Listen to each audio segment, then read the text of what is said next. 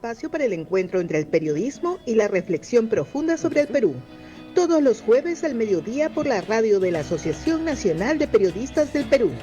Visita nuestra web www.ensayo-general.com. Teléfono 908-801-019.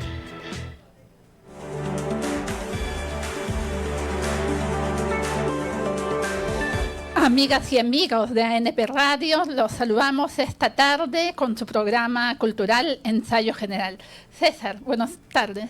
Buenas tardes, Marinés. Hoy día 6 de marzo vamos a tener un programa especial. Lo vamos a dedicar a la reflexión sobre la situación de las mujeres en el Perú. Este 8 de marzo, el sábado, se conmemora el Día Internacional de la Mujer y por tanto vamos a tener hoy 3 invitadas de lujo.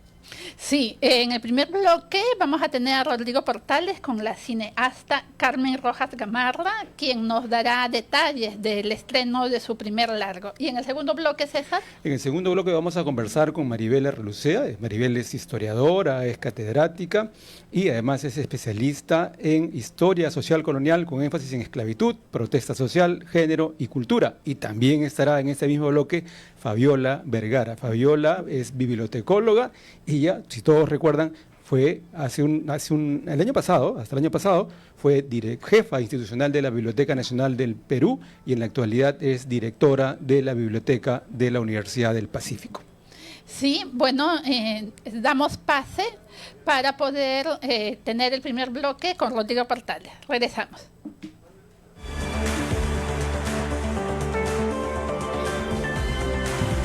Ensayo.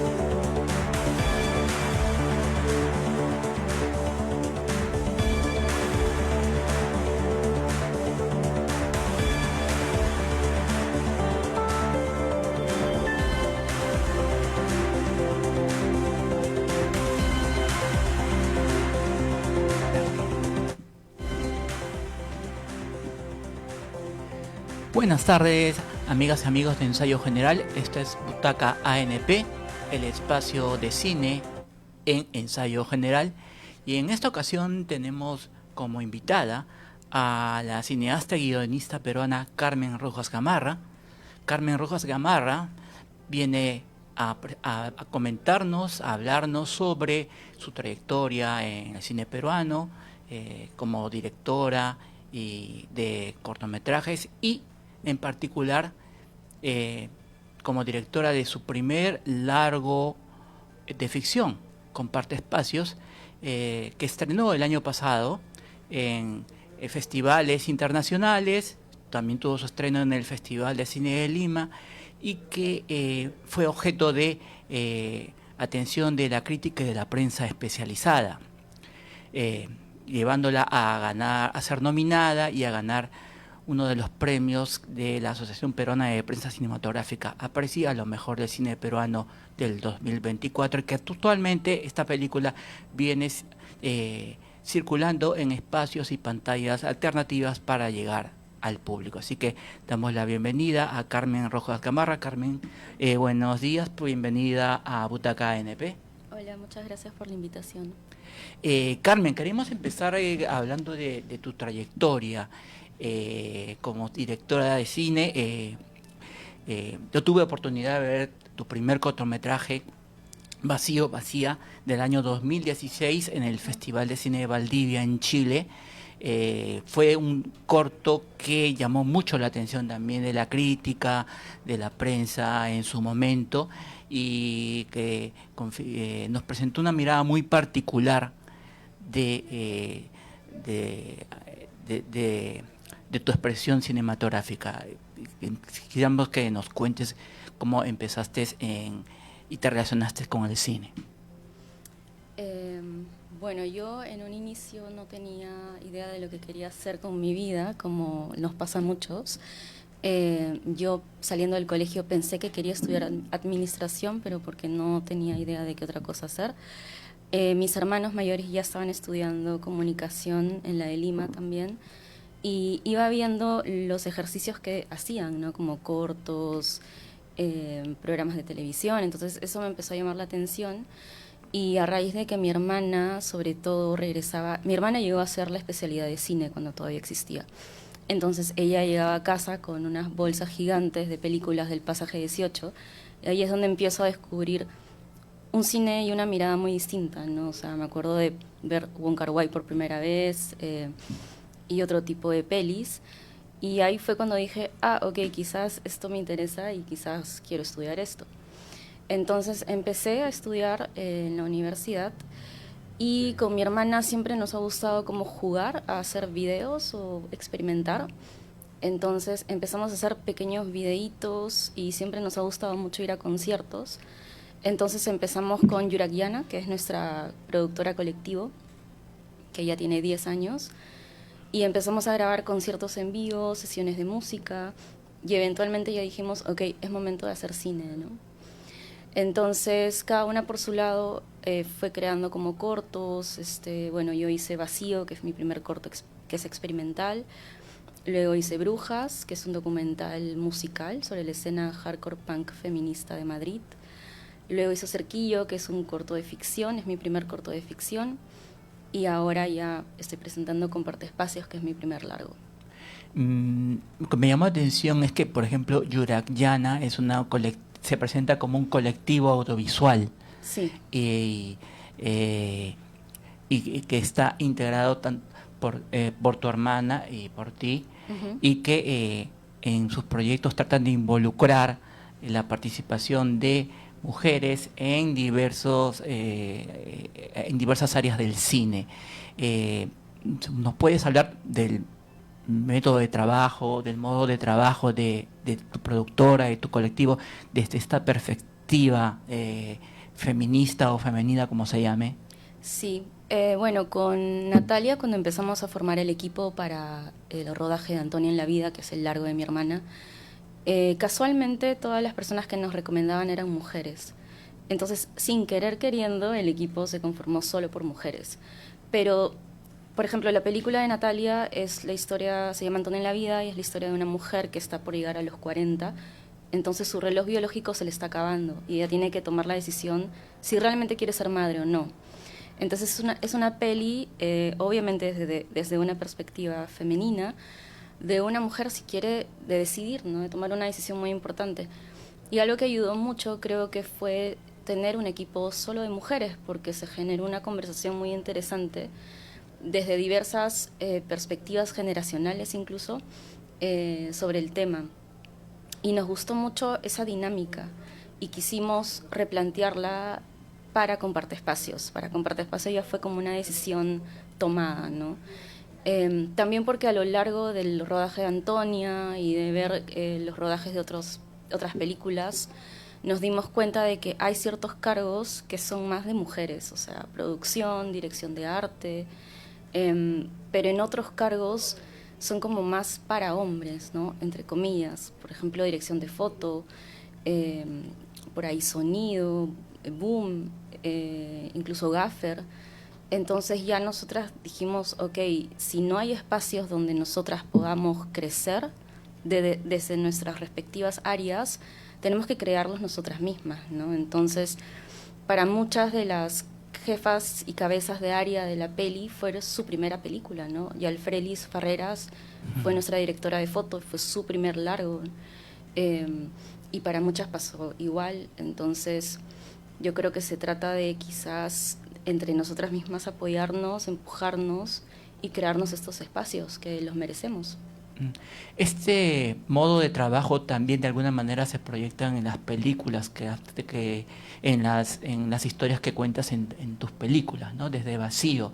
de qué manera esta mirada, estos retratos de mujeres, ¿no? O de situaciones femeninas. Yo particularmente, por ejemplo, describo, comparte espacio como el retrato de la fragilidad emotiva de una joven limeña, ¿no? De qué manera está presente este tratamiento en las historias, en los retratos de mujeres que presentas en tus películas.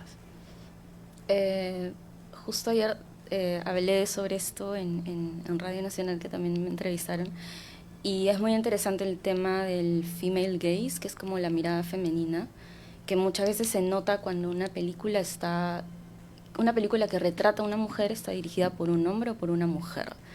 Yo creo que a veces el cuidado que tenemos las mujeres a la hora de retratarnos es muy particular, es como cuidamos mucho, que no es que tengamos que mostrar cuerpos desnudos simplemente porque sí, sino que hay una justificación de fondo, ¿no? Recuerdo, por ejemplo, películas como La vida de Adele, que a veces siento que no eran, no sé, quizás a veces no es muy necesario, quizás cómo hubiera sido esa película si hubiera sido dirigida por una mujer. Entonces, para nosotras igual como Yuragiana, para mi hermana y para mí, obviamente son películas, estas dos películas han sido autobiográficas, para mi hermana porque la escribió más o menos cuando estaba llegando a esa edad, tenía que pensar si quería ser madre o no. Entonces, y para mí también, o sea, Comparte Espacios es una película autobiográfica en el sentido de que habla mucho de mis problemas con la depresión y la ansiedad social y el no encontrarme en una ciudad que es mía, pero no se siente mía. Entonces, yo creo que también parte mucho desde qué lugar estás queriendo contar una historia. En nuestro caso creo que ha salido de un lugar muy honesto y creo y espero que se haya podido sentir, ¿no?, a la hora de que las personas hayan visto la peli. Y también, por ejemplo, en Comparte Espacios hay una escena, porque la protagonista tiene muchos problemas con su cuerpo.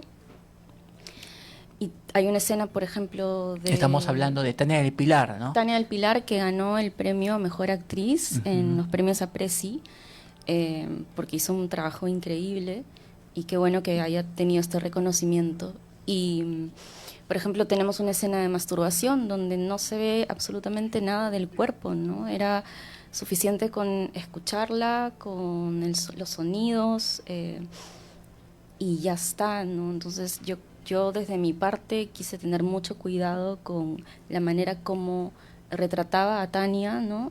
Y a Isabel, el personaje, y hacerlo de una manera muy cuidadosa. Y con relación al personaje de Tania, tú me dices que es muy autobiográfico, de tus vivencias personales. ¿Cómo trabajaste el tema de la actuación, de la dirección de actores con Tania? Con Tania hubo mucho, con Tania hubo mucho ensayo, ¿no? Como para todo papel, y fue mucho de compartirle, porque Tania es muy distinta a mí, ¿no? Tania es una chica mucho más extrovertida y conversadora, con sus cosas como todo el mundo, ¿no? Pero yo como tuve que abrirle las puertas a mi universo personal y contarle muchas de las crisis que he pasado por mi vida a nivel de crisis depresivas, y dejarle entrar, ¿no? Y para que juntas, y luego Tania obviamente entendió el personaje y ya lo convirtió en algo suyo, ¿no? Entonces yo creo que se transformó al final en una mezcla de las dos. Pero Tania lo trató con mucho respeto, con mucha empatía. Si quizás había cosas que ella no entendía del todo, lo hizo con eso, desde el respeto. Hablemos del cine peruano en general. ¿Cómo crees que estás viendo, cómo está retratando el cine peruano de reciente a las mujeres, a su problemática?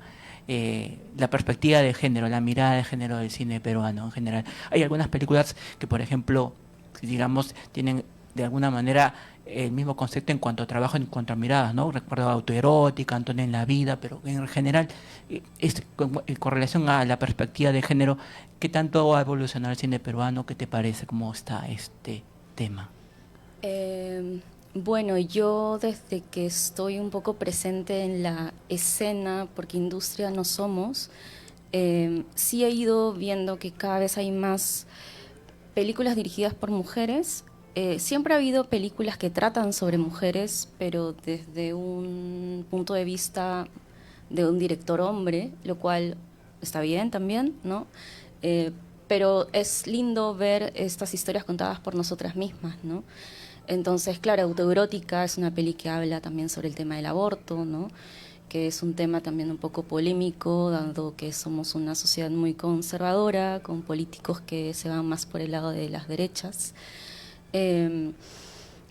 Y, por ejemplo, yo ahora que noto que hay mucho más cine regional, lo cual me alegra muchísimo, extraño igual, o me gustaría ver largos de directoras mujeres en el cine regional, ¿no? Uh-huh. Ya cada vez hay más cortos, más documentales, y genial, pero me gustaría ver un largo de una mujer uh-huh. en un festival peruano.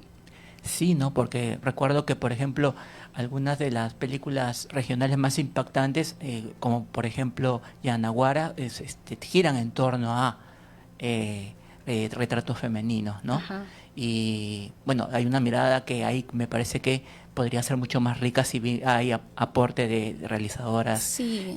Mujeres, ¿no? Sí, la idea tampoco es satanizar la mirada masculina. Claro. También hay muchos compañeros que retratan desde la sensibilidad y desde el cariño y la honestidad, y eso está increíble. Uh-huh. Simplemente sería genial poder tener esa mirada, ¿no?, de una mujer cineasta. Uh-huh. Ya estamos terminando la entrevista, Carmen. ¿Dónde podemos ver Comparte Espacios? Comparte Espacios ahorita está en el ciclo de Mujeres y Cine del Centro Cultural Lacato. Va a tener 5 proyecciones esta semana. También hoy día está en el centro, en la Casa de la Literatura, uh-huh. en estos días, y también en el Festival de Cine, ese es el Festival de Cine hecho por mujeres, y también en la Robles Godoy del Ministerio de Cultura. Así que espero pronto poder tener una distribución alternativa, que es por lo que vamos a optar. Estamos esperando que el Ministerio de Cultura forme el grupo de trabajo para empezar con los estímulos económicos, que ya estamos bastante retrasados, y eso es algo que nos preocupa a nosotros como gremio. Exacto. Y bueno, y también quería mencionar que soy programadora del Cineclub uh-huh. de Tierra Baldía, y este mes de marzo estamos conmemorando a las mujeres desde el mundo de las brujas, que son mujeres que fueron atacadas, silenciadas, violentadas, simplemente porque se alejaban de lo que era lo normal. Entonces son todos los martes a las 8 de la noche en Tierra Baldía. Vamos a tener pelis muy lindas, como ya proyectamos Haxan, que es un clásico de 1922. Vamos a tener The Witch, The Love Witch y The Craft. Así que los invito para que vayan. ¿Dónde queda el Cineclub? En Tierra Baldía, Avenida del Ejército 847 en Miraflores. ¿Con ingreso libre? Es ingreso libre, sí. Ok, bien, muchas gracias, Carmen Rojas Gamarra. Estuvimos con la directora de largometraje Comparte Espacios, que podemos encontrar a lo largo de este mes de marzo, mes de la mujer, en centros culturales y salas alternativas de la capital, y también próximamente también en las regiones a través de festivales o centros culturales de las regiones. Muchas gracias, Carmen. Volvemos luego del corte con más Ensayo General.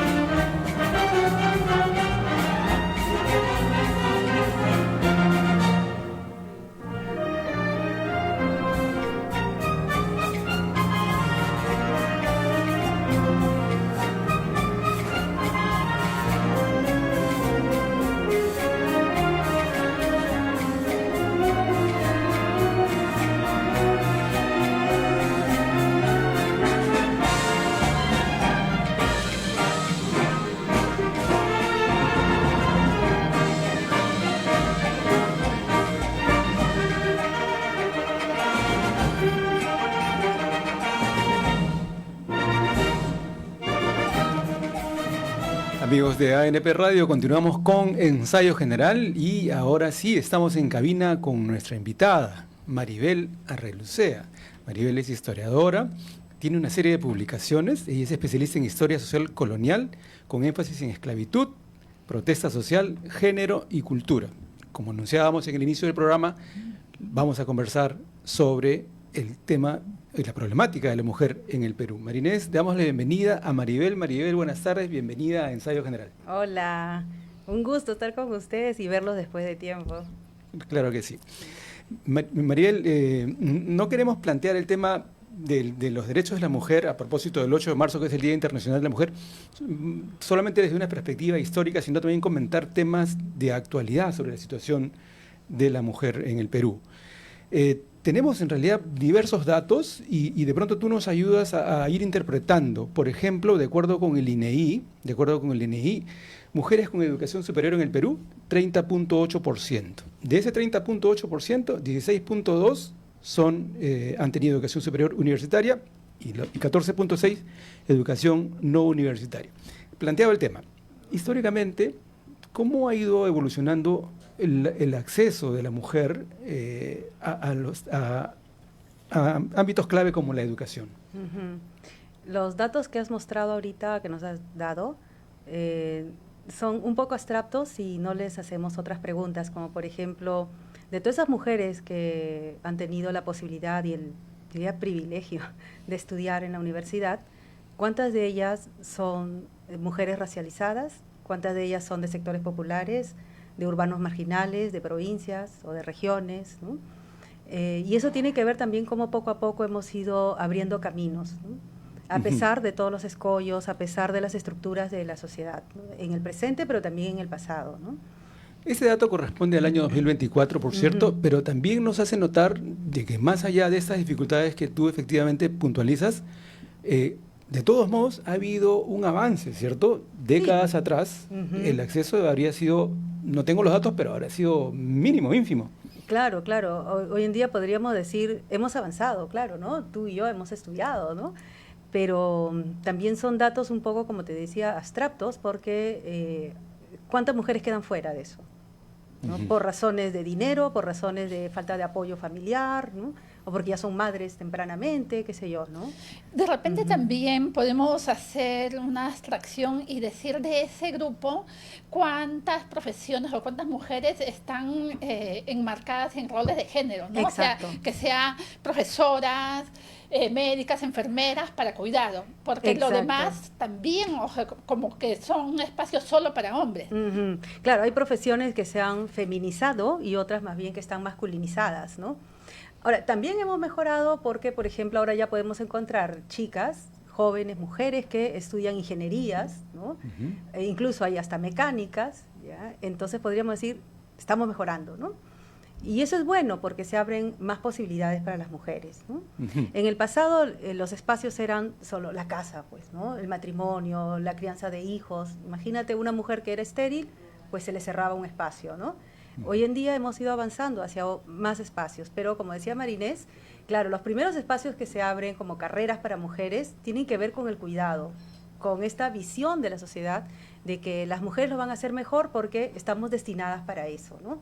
Como enfermería, ¿no? O educación también, ¿no? Maribel, cuando uno echa una mirada un poco general sobre la evolución de los derechos de la mujer en el Perú, ancla siempre en 1955, 56, ¿no? Cuando la mujer, cuando se otorga el derecho al voto a la mujer.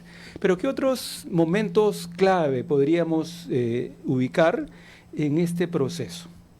Hay varios, ¿no? Hay algunos derechos que hemos ganado junto con los hombres, ¿ya? Y hay otros que ya son de una agenda más de mujeres, ¿no? Claro, hemos crecido pensando que el voto es lo fundamental, ¿no? Pero eso va a depender también de la postura, la posición en la que estamos las mujeres. Imagínate para una mujer andina, analfabeta, sin acceso a recursos básicos para criar a sus hijos, el voto no tiene importancia realmente, ¿no? Entonces, hay varios hitos importantes, grandes discusiones en el Perú, por ejemplo, cuando las escritoras del siglo XIX empezaron a plantear la educación, ¿no? La educación, pero para que las mujeres seamos mejores madres, ¿no? Porque finalmente los ciudadanos eran los hombres, ¿no? Y eso llevó a una discusión sobre el sufragio en los años 30 del siglo XX, pero que finalmente quedó solo en el sufragio para elecciones municipales, que dicho sea de paso, no había, ¿no? Entonces era como... Y además con condiciones, ¿no? Y Tenía que ser condiciones. casada, tenía que Claro, saber leer y claro. escribir. Es más, cuando salió la ley del sufragio femenino en el 56, era solo para las mujeres analfabetas. Perdón, alfabetas, Ajá. ¿no? Solo para las alfabetas, que eran pocas. Claro. Eran pocas. Entonces, en realidad, ¿a quién benefició esa ley, no?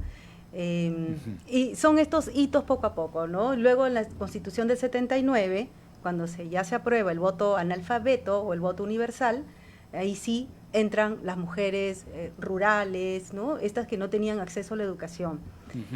Podríamos decir que en 1980 fue estas elecciones donde se podía sentir la ciudadanía, ¿no? Que se estaba construyendo ciudadanía, aunque lamentablemente también ese mismo día fueron los primeros ataques de Sendero Luminoso, ¿no? Claro que sí.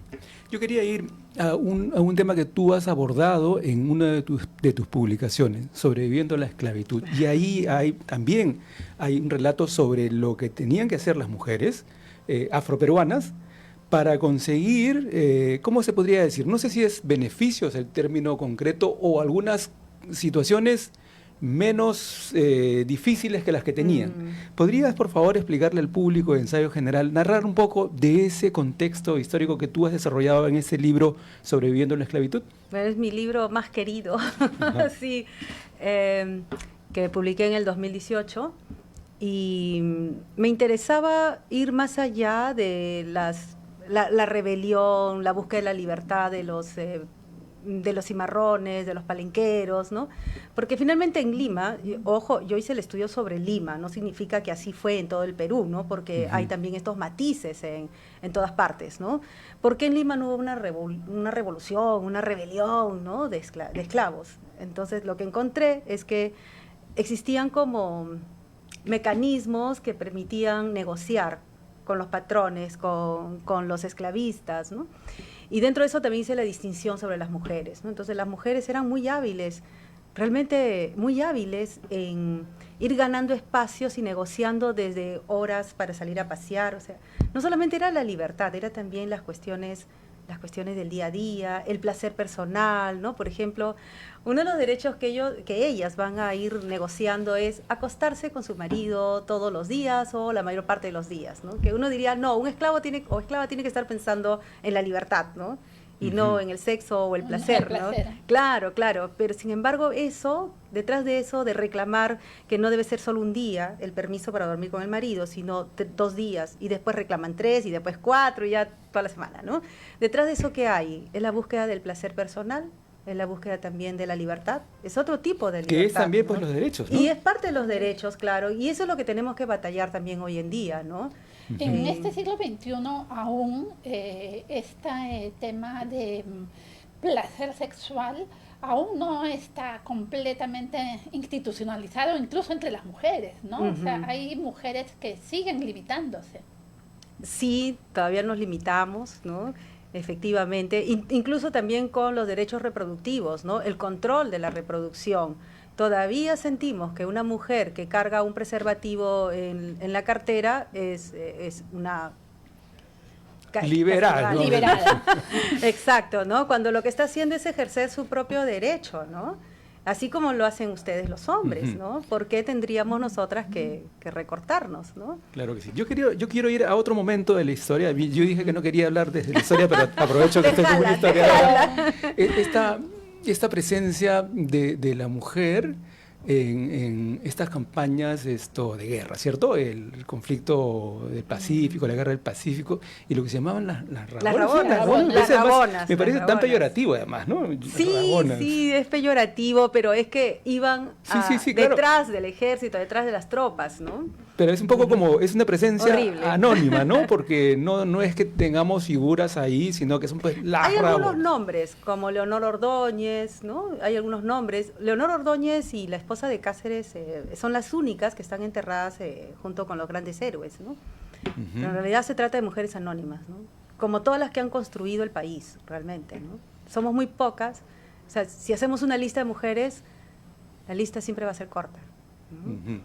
Ahora, ¿cómo superar ese anonimato? yo entiendo que esto es pues un poco el relato del patriarcado, si lo sé, si lo comprendo, entiendo que es así como se ha escrito pues esto, ¿cómo se dice? La historia la escriben siempre los vencedores, dominan, no los que dominan. los Bueno, vencedores. ese es pues el reflejo de eso, pero Sí. desde tu perspectiva, Maribel, tú que eres catedrática, tú que eres historiadora, tú que eres también una activista, ¿cómo salimos de esa? Bueno, lo primero creo que es tener voz, ¿no? Les cuento una anécdota. Hace poco se conmemoró el Día del Historiador, así en masculino. ¿Ya? Del historiador. Del historiador, De los historiadores ¿no? y Claro, historiadoras, es una batalla también el lenguaje cotidiano, ¿no? Ya. Yo no me siento considerada ahí el Día del Historiador, pero yo soy historiadora, ¿no? Ajá. Y bueno, entonces una página publicó unas fotos de historiadores, hombres, todos hombres, ni una sola mujer. Ay, mira. Entonces yo en la mañana, que siempre estoy revisando las redes, miré y dije, ¿Qué es esto? ¿qué es esto? ¿No? Al rato regresé, porque sí quería decir algo, ¿no? Pero bueno, tuve otras cosas que hacer y luego veo que algunas colegas empezaron a manifestar su molestia, ¿no? No es posible que celebremos el Día de Historiadores e Historiadoras poniendo solo rostros de machos, ¿no? Perdón, con el perdón de mis colegas, ¿no? Porque muchos de ellos son, claro, han escrito un montón, son bien respetables, ¿no? Pero también hay mujeres Pero también respetables. estamos nosotras, ¿no? Entonces fue toda una ola de historiadoras. No es que yo quiera reclamar para que me pongan ahí, somos nosotras las que también escribimos, ¿no? Y nos deben considerar de igual a igual, podemos discutir de igual a igual, conversar de igual a igual, ¿no?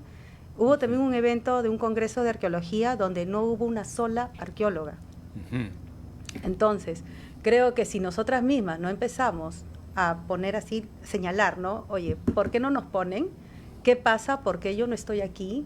Ese es un primer paso, ¿no? Ahora, ¿qué es lo que ocurre? Yo lo nota Marinés también lo comento contigo en redes sociales, cuando una mujer comienza a reclamar detalles como lo que nos acaba de comentar Maribel, viene el estigma, pues, feminazi, machona, Loca. loca, Sí, loca. fea. sí, somos locas, ¿No? sí, o amargadas, ¿no? Somos las amargadas. Necesitada es lo último. Sí, o está en sus días. o haters, ¿no? Sí. Odiadores, ¿no? Claro.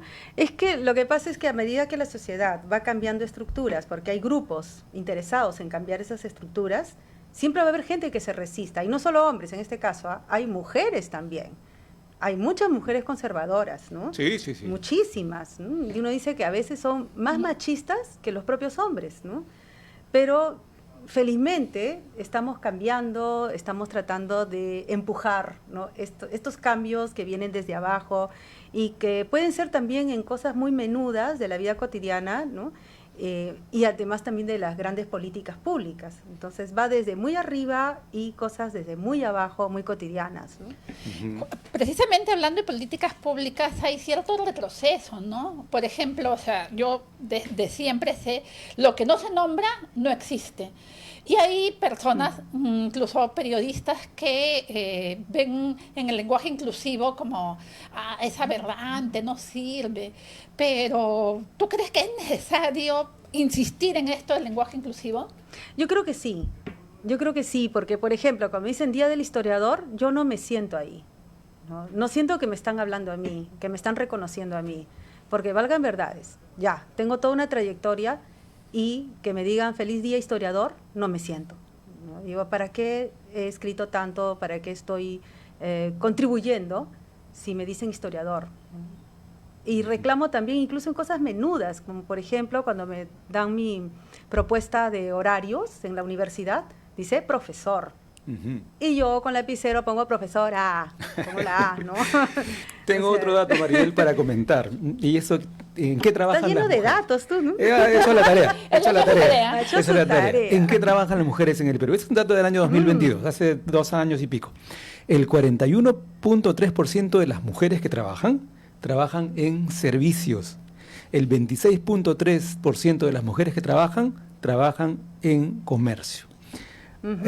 Básicamente servicios y comercio, y además esto también tiene que ver con una, diría, actitud general del empleador, ¿no? Dicen, Bueno, no voy a contratar mujeres porque después van a tener el descanso prenatal y el postnatal. No voy a contratar mujeres porque después me van a pedir permiso porque si el hijo o la hija se le enfermó. Y así, cosas por el estilo. Y entonces vemos que la mayor parte de las mujeres, sumando 41-26, el 67%, 2/3, trabajan en servicios o en comercio. Hay pocas en lo que esos espacios que se consideran reservados todavía para los hombres. Manufactura, construcción, bueno, agricultura, pesca, minería, sí hay un grupo importante. ¿Qué podemos comentar sobre eso, María? Claro, son oficios tradicionales, pues de servicio, ¿no? Atención, ¿no? Pero también hay otra cosa, tal vez en la parte de comercio es más fácil para una mujer poner su pequeño negocio porque va a atender tanto el negocio y los ingresos para su casa y criar a sus hijos. Porque de todas maneras estamos enganchadas con la idea de la maternidad. No importa si tienes posgrado, no importa si eres doctora, siempre te van a achacar el de ser madre perfecta, ¿no? Y que tienes que estar ahí con tus hijos, ¿no? Entonces, muchas de estas mujeres que venden, no sé, se han dado cuenta en el mercado de Magdalena, muchísimos niños están con sus padres en los puestos, ¿no? Incluso hasta las que son mujeres ambulantes, sus hijos están ahí en el mercado o en las plazas, ¿no? Porque nosotras cargamos con nuestros hijos, ¿no? Y no importa que lleguemos al doctorado, ¿no? Siempre va a estar esta mirada de que la mujer debe cumplir, ¿no? Con la maternidad, con criar a los hijos, ¿no? Indirectamente estás hablando de este trabajo doméstico, claro, este trabajo doméstico que es invisible, que no se ve, que no es remunerado, no se remunera, claro. Y que la mujer, o sea, ama de casa, que no trabaja, o sea, no tiene seguro, no tiene acceso a salud, no tiene casi nada, y algunas veces es mujer sola. Sí, efectivamente. El trabajo doméstico para nosotros es como lo normal, lo que debe hacer la madre, ¿no? Entonces, no podemos cuantificar cuánto vale que cocine, cuánto vale que se levante en la mañana a preparar el desayuno, ¿no? Y conozco, y tengo amigas doctoras, exitosísimas, que todavía le tienen la cama a sus hijos, que ya son grandes, ¿no? Y ni contar que hacen al esposo, todavía le lavan la ropa, le planchan, ¿no? Entonces, mientras no cambiemos ese chip también, de que, mira, todos tenemos manos para hacer nuestras cosas, ¿no? Y enseñar a nuestros hijos y a nuestras hijas que cada uno debe hacer sus cosas, ¿no?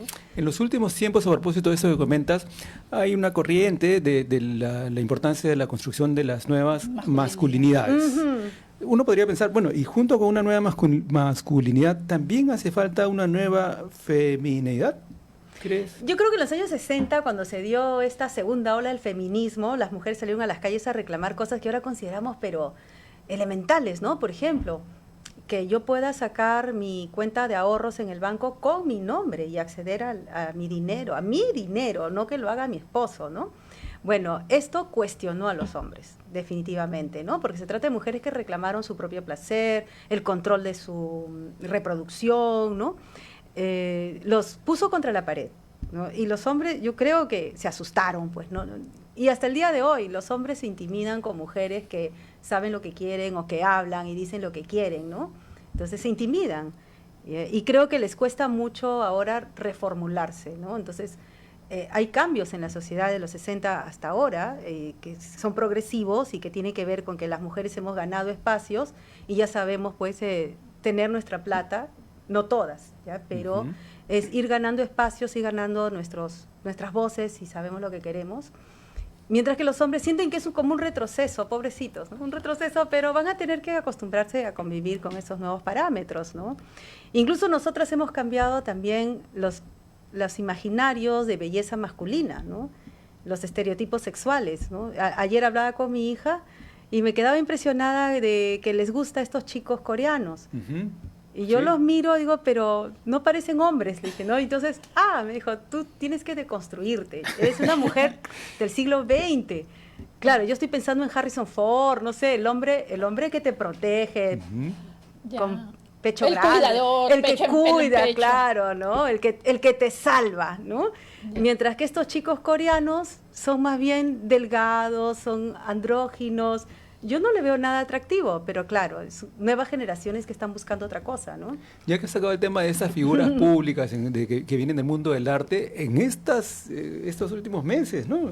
Esta canción de Shakira, que las mujeres facturan, ha sido todo un boom, ¿no? Sí. Pero además yo lo veo muy positivo, porque ya escucho a más mujeres hablando, pues, ¿no? Claramente, sin tapujo, porque, o sea, podría decirse, oye, pero ¿cómo dices eso? Pero bueno, ahí está. Claro, y coexisten, ¿no? Las mujeres facturan con rata de 2 patas, ¿no? Las dos cosas están coexistiendo, ¿no?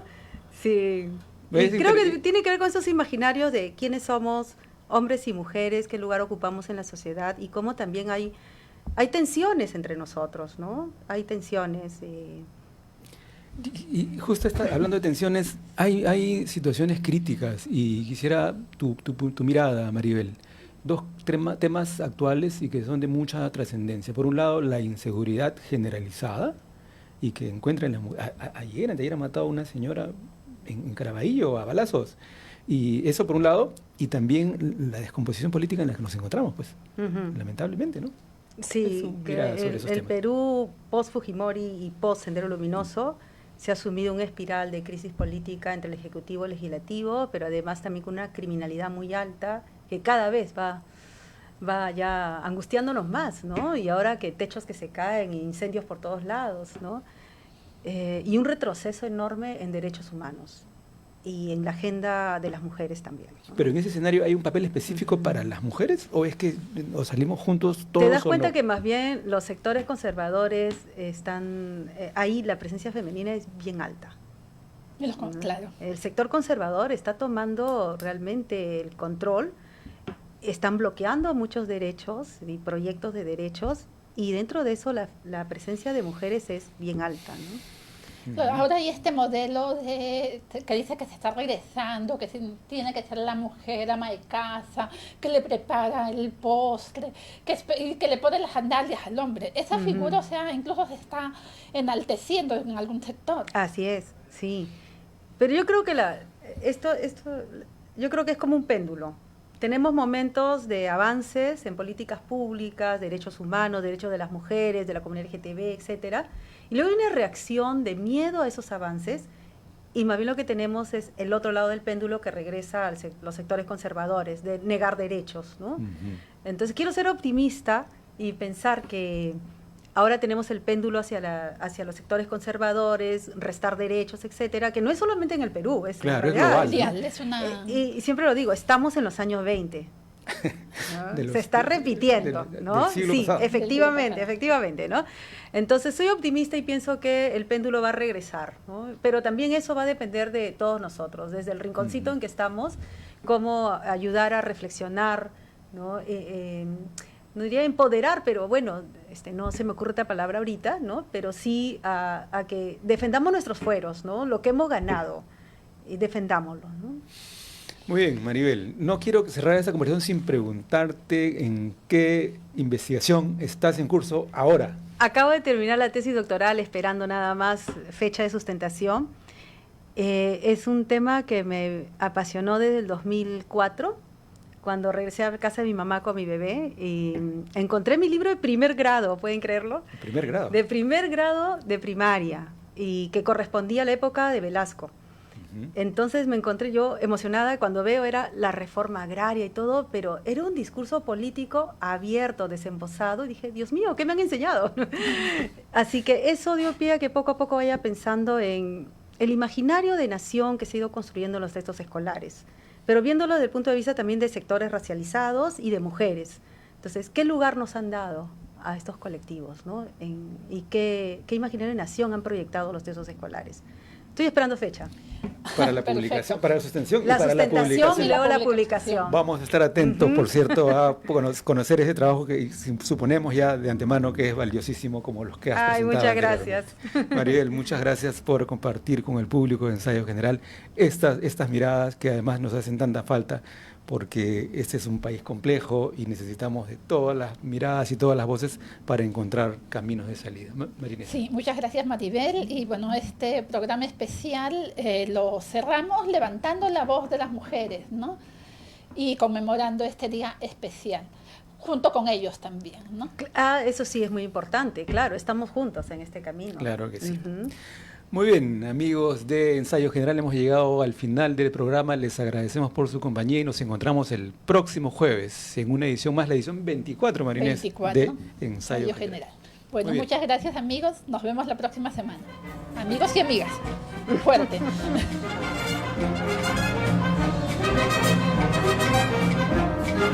Ensayo General, un espacio para el encuentro entre el periodismo y la reflexión profunda sobre el Perú. Todos los jueves al mediodía por la radio de la Asociación Nacional de Periodistas del Perú. Visita nuestra web www.ensayo-general.com. Teléfono 908-801-019. Claro, sí, sería genial.